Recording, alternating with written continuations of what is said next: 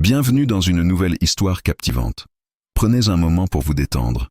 Mettez vos écouteurs et laissez-vous emporter par ce récit plein d'émotions et de rebondissements. Si cette histoire vous plaît, n'oubliez pas de soutenir la chaîne en laissant un like, un commentaire et en vous abonnant. Votre soutien m'encourage à partager encore plus d'histoires avec vous. Prêt à plonger dans l'aventure? C'est parti.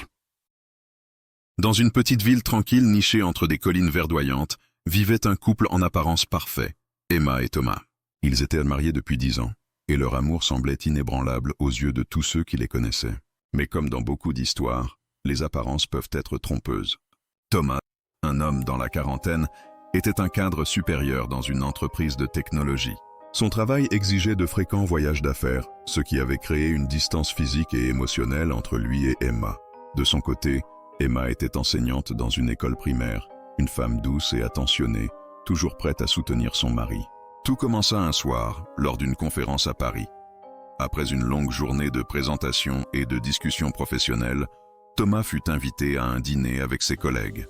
Parmi eux se trouvait Sophie, une consultante engagée pour le projet, une femme élégante et pleine de charme, avec un rire contagieux et une assurance naturelle. Ils se retrouvèrent assis côte à côte et la conversation, au départ professionnelle, dériva rapidement vers des sujets plus personnels. Au fil des semaines, les échanges entre Thomas et Sophie devinrent plus fréquents. Des messages professionnels laissèrent place à des discussions légères et des plaisanteries.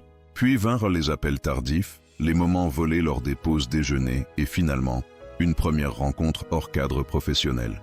Ils se retrouvèrent dans un café discret, loin des regards indiscrets. Thomas se disait à lui-même que ce n'était qu'une amitié, mais il savait, au fond de lui, qu'il franchissait une ligne. Un soir, lors d'un autre voyage d'affaires, ils partagèrent un dîner intime dans un restaurant romantique. L'atmosphère était électrique, et c'est là que tout bascula.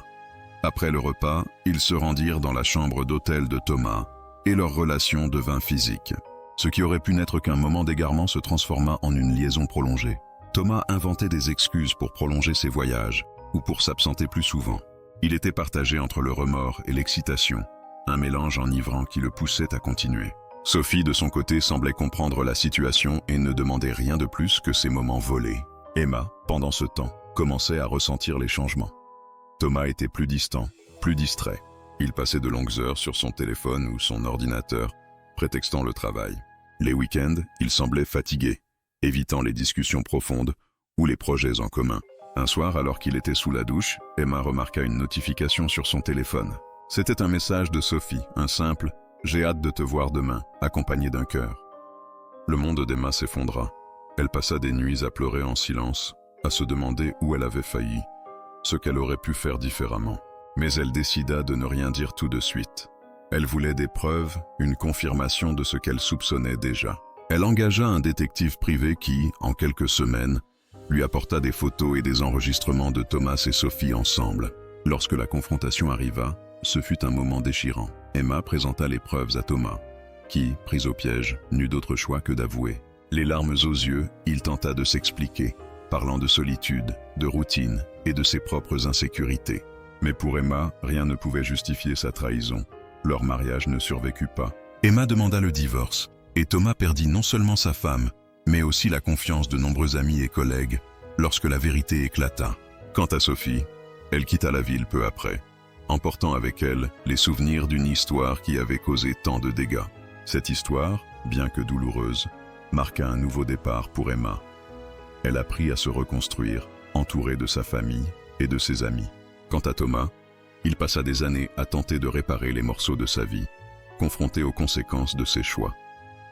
Malgré ses efforts, Thomas ne retrouva jamais la sérénité qu'il avait perdue. La douleur de sa trahison pesait lourd sur ses épaules, et chaque nouvelle tentative de relation semblait vouée à l'échec. De son côté, Emma décida de se concentrer sur elle-même et sur ses rêves oubliés. Elle reprit ses études, se lança dans des projets artistiques et voyagea pour découvrir le monde. Un jour, plusieurs années plus tard, Emma croisa Thomas par hasard dans un café de leur ancienne ville. Leurs regards se croisèrent, mais aucun mot ne fut échangé. Ce silence en disait long sur tout ce qu'ils avaient traversé, et chacun repartit dans une direction opposée, portant avec eux le poids de leur passé, mais aussi l'espoir d'un avenir meilleur. De retour chez elle, Emma ressentit un étrange mélange de soulagement et de nostalgie. Elle savait que ce chapitre était définitivement clos. Quelques semaines plus tard, elle fit la rencontre d'un homme, Marc, lors d'un atelier de peinture. Il était charmant, attentionné et partageait sa passion pour l'art. Ils prirent leur temps, construisant une relation basée sur l'honnêteté et le respect. Quant à Thomas, il se lança dans une thérapie pour comprendre ses choix passés et apprendre à reconstruire une vie significative. Bien qu'il n'ait jamais pu réparer entièrement les dégâts causés, il trouva peu à peu un semblant de paix intérieure, consacrant son énergie à aider d'autres à éviter les erreurs qu'il avait commises. Ainsi, chacun trouva une forme de rédemption, prouvant que, même dans les histoires les plus sombres, une lumière peut émerger si l'on choisit de grandir et d'apprendre de ses erreurs.